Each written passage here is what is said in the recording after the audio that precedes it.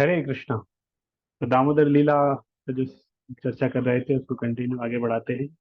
हमने भगवान श्री कृष्ण की दामोदर लीला के ऊपर चर्चा किया था, किस तरह यशोदा मैया कृष्ण के लिए माखन बनाए थे। और ये विशेष रूप से ये लीला है, ये दीपावली के दिन हुई थी। आज ही के दिन, दिवाली के दिन ये लीला हुई थी। यशोदा मैया कृष्ण के लिए माखन, तो एक दिन वो लीला हुई थी और पूरा महीने का नाम दामोदर महीना हो गया। पूरा महीना ही उस लीला के नाम से जाना जाता है। तो भगवान इस तरह जो लीला करते हैं उससे उनका नाम हो जाता है। जब कोई लीला विशेष होती है तो बहुत विस्तार से उस लीला को मनाया जाता है।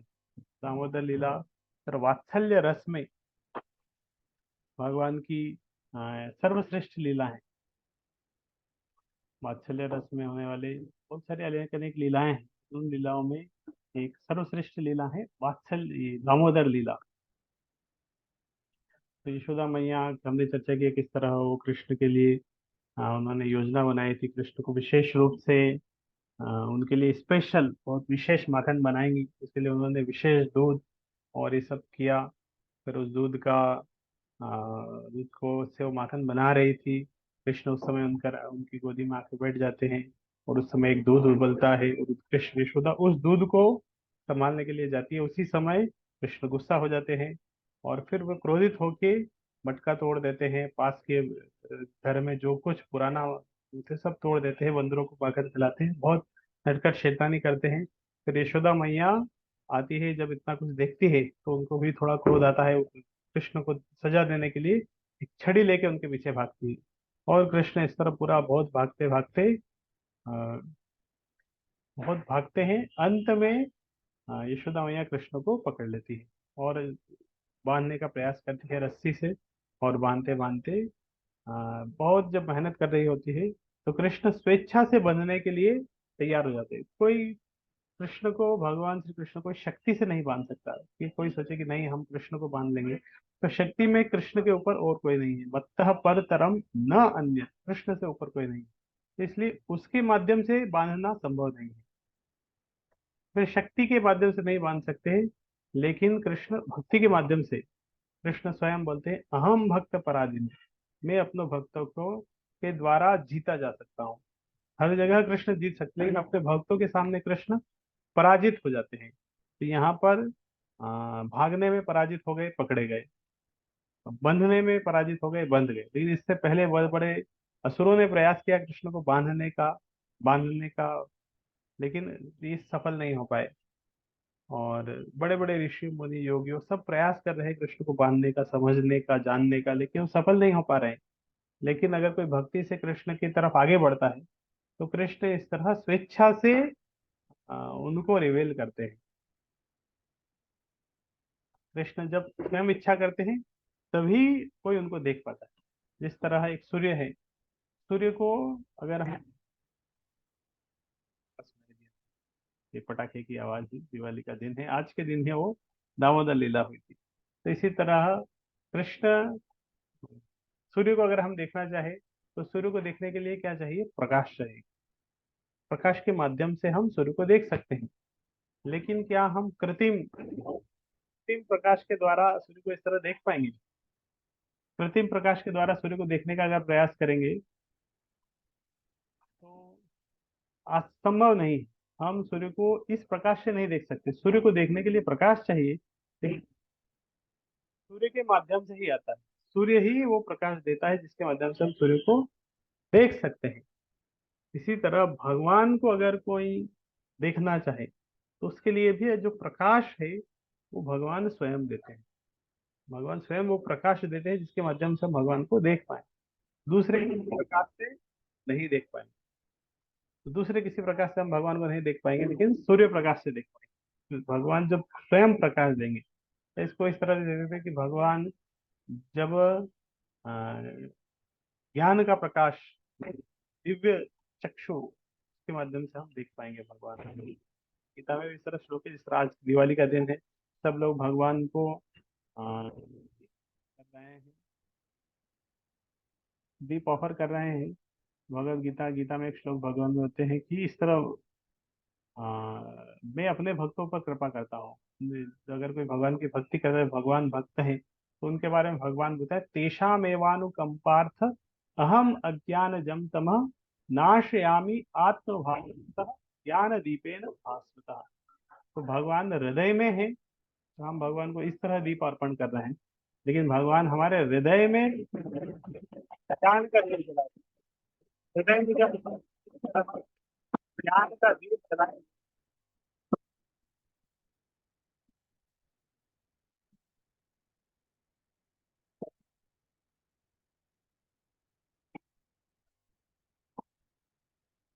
हृदय में ज्ञान का दीप जलाए, तो उसके हम भगवान को हृदय में ज्ञान विचार करने लगेगा, ज्ञान, और उस ज्ञान के माध्यम से हम भगवान को समझ पाएंगे। इस तरह भगवान दिव्य दृष्टि भी देते हैं, ज्ञान चक्षु देते हैं, जिससे हम भगवान को देखते हैं। तो वो जो प्रकाश है भगवान स्वयं देते हैं। हमारे प्रयास से हम उस ज्ञान, उस प्रकाश को कभी ग्रहण नहीं कर पाएंगे। इस तरह जब यशोदा मैया कृष्ण को बांधने का प्रयास कर रही थी, तो कृष्ण स्वेच्छा से स्वयं बंधने के लिए तैयार हो। ऐसा नहीं कि उन्होंने शक्ति से बंधा, कृष्ण स्वेच्छा से इच्छा किया और बंधने के लिए तैयार हो। प्रयास बहुत ही आवश्यकता है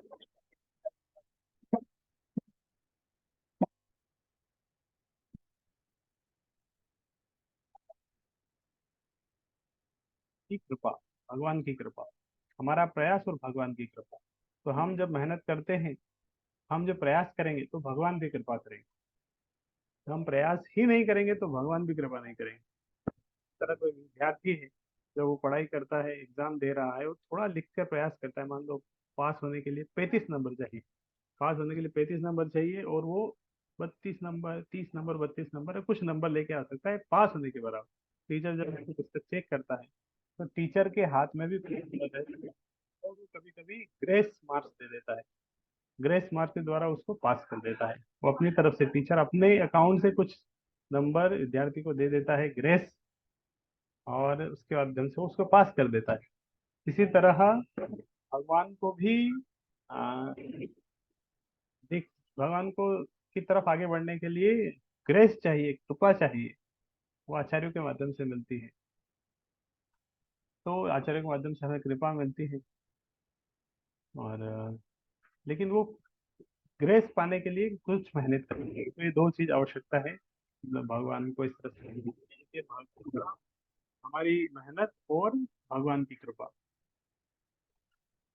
जब गोस्वामी ने भी उपदेशामृत में एक श्लोक बताया, उत्साहात निश्चया दे, उत्साह की आवश्यकता है, संकल्प की आवश्यकता, निश्चय धैर्य पेशेंस की आवश्यकता है।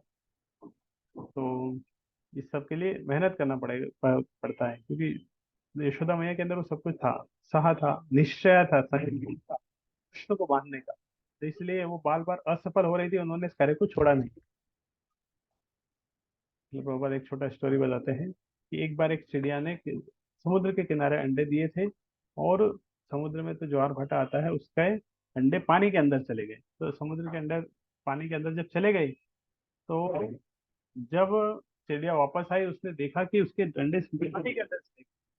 उसने समुद्र से बोला कि मेरे अंडे वापस कर दो, मेरे अंडे वापस कर दो। समुद्र ने सुना नहीं, फिर से उसने बोला। फिर चिड़िया ने गुस्से में आके बोला, मेरे अंडे वापस कर दो, नहीं तो मैं तुम्हारे लिए बहुत अच्छा नहीं होगा, मैं बदला ले लूंगी। इस तरह उसने धमकी दे दी। और जब इस तरह चिड़िया ने धमकी दी, समुद्र हंसने लगा। उसने बोला, ठीक है, तुमसे जो होना है तुम कर दो। तो चिड़िया ने धमकी दी, मैं तुम्हें सुखा दूंगी। तो समुद्र ने बोला, ठीक है, सुखा दो।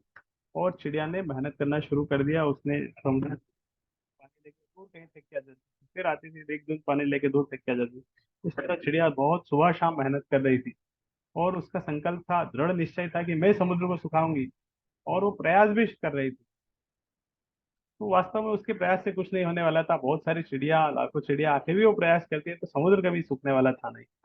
लेकिन चिड़िया जब मेहनत कर रही थी, तो ये जो खबर है, जो न्यूज है, ये ट्रेंडिंग में आ गई, वायरल हो गई, और न्यूज गरुड़ जी के पास भी पहुंच गई। क्योंकि पता चला कि एक चिड़िया, छोटी चिड़िया, इस तरह एक समुद्र को चैलेंज किया है। तो गरुड़ जी के हृदय में उसके लिए करुणा आई, करुणा का उदय हुआ, और गरुड़ जी आके उस चिड़िया के पास आके बोले कि ठीक है चलो मैं चलता हूँ समुद्र के पास, फिर देखते हैं वो अंडे देता है कि नहीं। फिर गरुड़ जी ने आके चिड़िया के बिहाफ में समुद्र को बोला कि उसके अंडे वापस करो। तो अभी समुद्र ने बहुत आ, नम्रता के साथ तुरंत अंडे वापस कर दिए और चिड़िया के अंडे वापस मिल गए। तो वास्तव में चिड़िया के प्रयास से कुछ हुआ नहीं, चिड़िया ने बस मेहनत किया, लेकिन उससे समुद्र नहीं सोखा, लेकिन उसकी मेहनत से गरुड़ जी की कृपा उसको प्राप्त हुई, और गरुड़ जी ने जब कृपा की तो उसको सफलता मिली। इसी तरह हम भगवान को नहीं बांध सकते, भगवान को बांधने के लिए मेहनत करनी पड़ेगी। इस तरह यशोदा भैया बहुत मेहनत करी। दामोदर लीला, दिवाली के दिन जो दामोदर लीला होती है, सुबह से लेके शाम तक कृष्ण को पकड़ने में, बांधने में, आ, इस- और जब इतना मेहनत किया तो कृष्ण ने आदान प्रदान भी किया और वो बंधने के लिए तैयार हो गए। तो इस तरह ये जो दामोदर लीला है आज के दिन, दिवाली के दिन ये हुई थी, तो बहुत महत्वपूर्ण है। और भी बहुत सारे वो हैं जो दीपावली के विशेष रूप से दामोदर लीला बहुत महत्वपूर्ण है। हरे कृष्ण कृष्ण कृष्ण हरे हरे, हरे राम हरे राम।